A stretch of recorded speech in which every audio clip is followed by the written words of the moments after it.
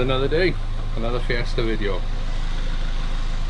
I know some of you enjoy the Fiesta videos, but there's a few out there who get sick and tired and bored of them, but that's what I am. If you don't like it, stop watching now. If you do like it, carry on watching. But anyway, we're going to dawn it down in a couple of days.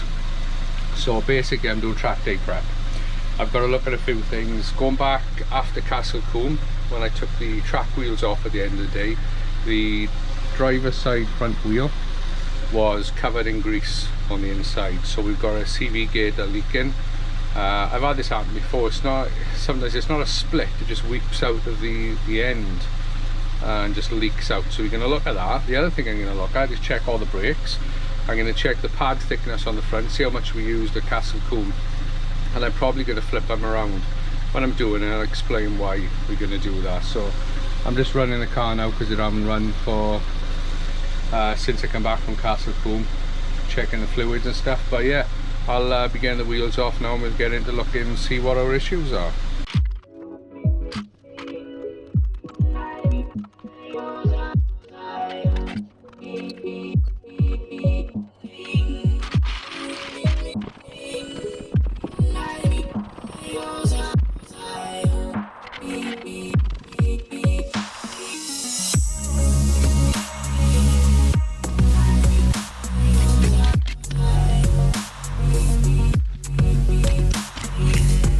Right, so it's actually the passenger side that has got the grease everywhere. I'm not sure if I said driver's side, but as you can see, it is blown around a bit under there.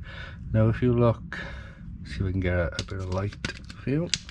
Right, if you look here, you can see streaks of the grease going across towards the brakes.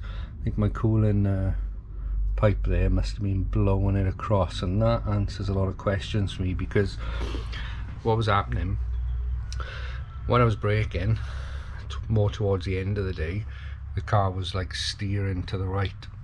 So if you notice in the Civic video when I first, I know a lot of people give me some stick over that, I added the text to add a bit of meaning to it of what I was thinking, but I got ripped apart for it. But there you are. Anyway, a few people commented saying I was apexing early, and that's right. What was happening was that grease was hitting the brakes and it was turning the car, because obviously these brakes weren't working as well. Rather than fight it, I was just letting the car steer in. So now I know why. Right, so the problem has been found. We have actually got a torn CV boot, so that's going to need changing. There's no case of tightening the clamps as I thought.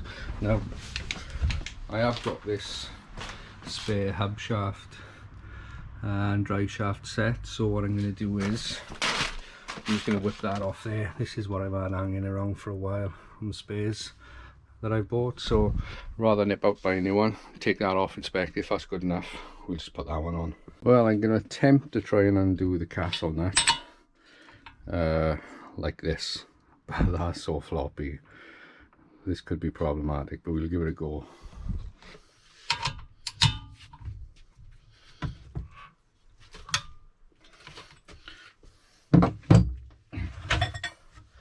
Tighten the brace.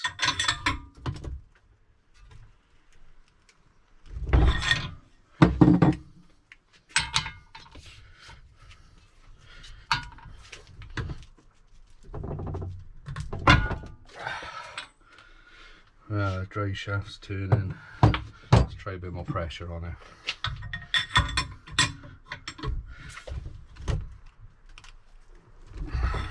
Oh, that is tight. That is tight.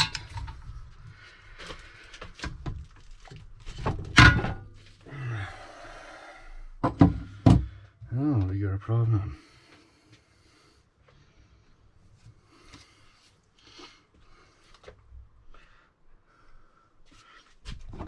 This might not be as easy as I expected. Well, this is plan number 2. Going in the vice that way because it's a much bigger surface area that the vice is contacted on. So let's see if that does the job.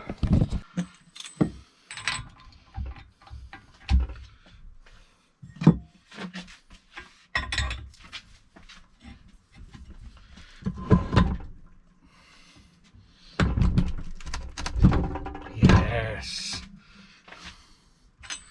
Nearly ripped the vice out of the bench.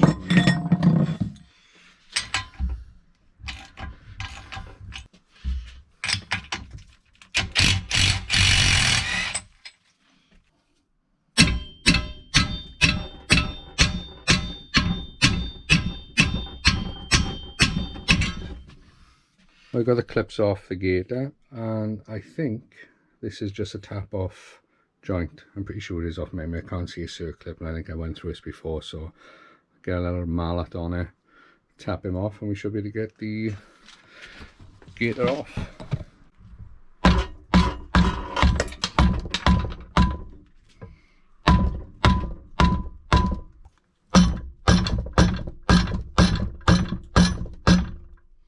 Right, well, the rubber mallet's not doing it. I don't want to hit it with a steel hammer, because I might need this in future. So what I'm going to do is have a piece of wood, and then I'll just belt that with the hammer.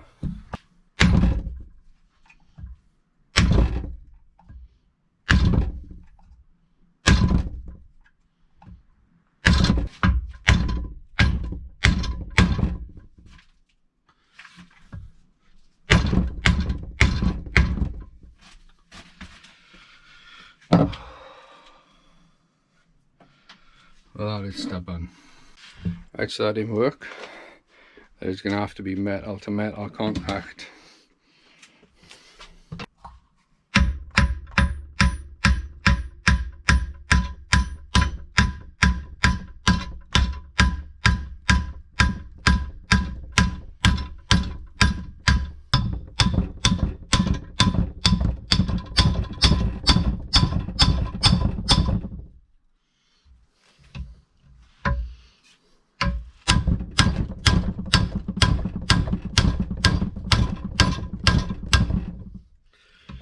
Well, that was about 10 times harder than I expected. Got what we need, which is that drive shaft CV joint's now ruined. I ended up taking the back end off the tripod bearing. There's like a retaining clip which is there, and then I just had to beat it off. So that's had such a hammer in that I wouldn't use that again. I've hammered the life out of that, so I wouldn't use that again, so that's scrap. But at least we got two good boots out of it. What I'm worried about is if I have the same problem on the car, trying to split it as that, I'm in for a really bad day. Right, I've got this all split apart here now.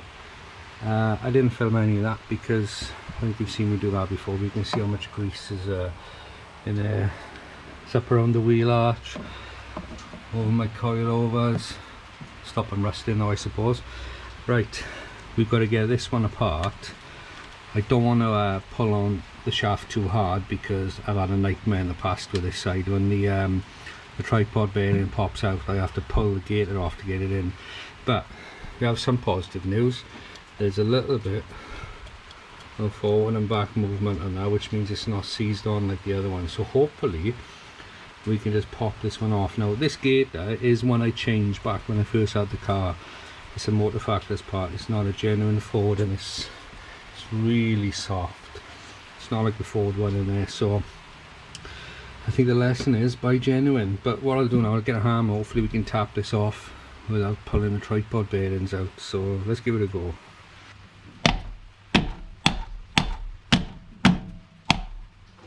Can't hit it very cleanly.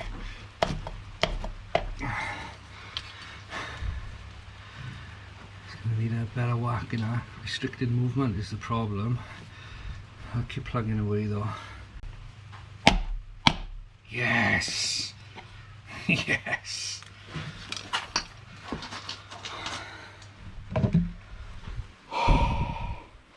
You don't know how happy I am. It's looking a bit dry though.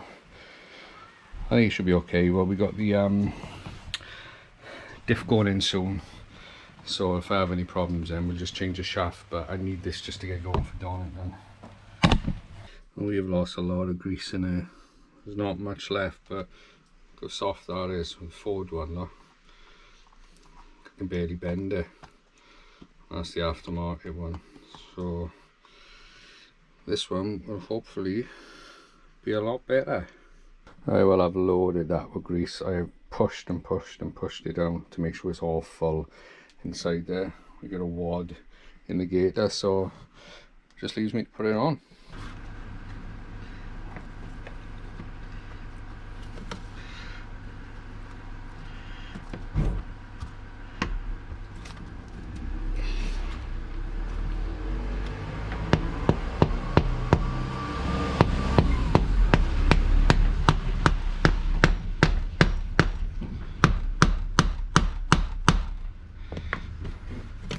Such a messy job.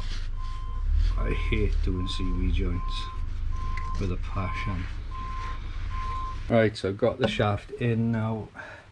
I'm just I've got one clip to put on the inside because yes, the tripod bearing popped out. I had to redo that. So just finishing them all off. I didn't put the camera on for half of that because I'm so oily. I'm oily and fed up, so I didn't film that. But what I'm going to do is finish this off now, and then we can have a look at the brake pads and see how much wear we had in one track day. Taking the brakes off now, you can see there's loads of build up of grease there on the back of the caliper, so I'm going to clean all that. Disc is full of grease on my hands. I've got some grass in there. So yes, that needs a good clean up. What I'm going to do now is get these pads out, have a measure, have a look at them and see if the wear is even, and to be honest with you, the grease has probably contaminated the pads, so take them out and we'll have a look now. Like, these are what the pads look like. So this is the inside one nearest the piston, a little bit gummed up. It's dry though, but obviously it has had to deal with some grease, but I think it's okay. I could a little bit of light sandpaper clean that up. We'll see how that goes. The outer one, a little bit of glazing on the outer edge, but because I haven't got groove discs, that's to be expected really. But the next thing is look at pad wear. Right, one thing I want to show you as well, I'm going to flip the pads, right, because I don't know if you can see it from there, but the pads wear in a bit of a wedge shape. So this one, for example, has slightly gone thinner at the top than it has the bottom. It's just the way the caliper pulls on the brakes, and this side does the opposite. So every track day what I'm going to do is flip and transfer them. Probably some of you might frown upon that, but it is what it is. If you look there, you can see this one at the bottom has more wear than that one, and then you pretty much get vice versa at the top. Even though that one was picking up a lot of grease, it was still worn, similar to the other one. So this is the one that was on the inside, touching the piston. So let's have a look at the pad depth. So we've got, let's move him down a touch.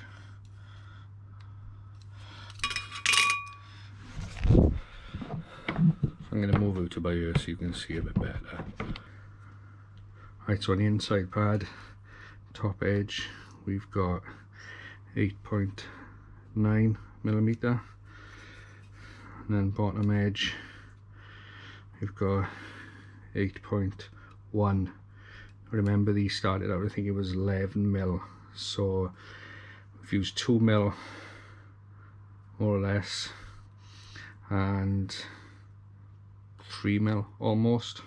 So if we even add out, it was about 2.5 mil. Check on this one. This one is 8.09. Flip him around, and it's 8.9. So you can see the way it's wedge shaped, exactly opposite on both. So once we flip them, they should start evening out the way. So that's not too bad. What we used, about average of 2.5 millimeter on a track day. So for a pad that's a lot cheaper than Endless, that's not bad. I think you probably will have to leave about 2 mil on the back end. Let's call it 3 or 4 mil. So if you use 2.5 mil every track day, you'd be doing 3 to 4 track days out of them, roughly. So probably be a bit less in the Endless. I think the Endless might have gone into 5. But if you remember, I did say that if the EBC can do more than 50% of endless, that's a success, and they will. I think if endless does 5 track days and these do 3, then you're going to be spending less in the long run. So anyway, I'm pretty happy with it. I'm going to do the other side now. I'm going to finish cleaning off all of our brakes and getting all the grease off, and I think that'll be pretty much it. Alright, so I quickly got the other sides off. I thought it'd be rude not to show you these before we go. So a similar thing with these, little wear to a wedge shape. So let's have a look what the wear is like. That's the outer one, you can see by the shape, and then the piston one, that's the inside. So see what wear we got on this. Alright, very similar, 8.8, and then that side is 8.2, so very similar to the other side, down to about 1/10 of a mil. I think it's 1/10 anyway, you do the math. 8.8 and 8.5. So that one's wore a bit more square, but we get the idea. So we're around 8 to 9 mil, so I'm pretty happy with that. Right, it's been a stressful day doing that CV gator. Shouldn't be really, it should be an easy job. And did I give a weather report? It's raining, which I don't mind because it has been so hot. It's been unbelievable. So hopefully you've all been enjoying the sun. But anyway, I am done. I'm gonna don it done in a few days, Tuesday. So I'll see you there for that video. Thanks for watching this one. I'm gonna see you on the next one. Cheers, bye.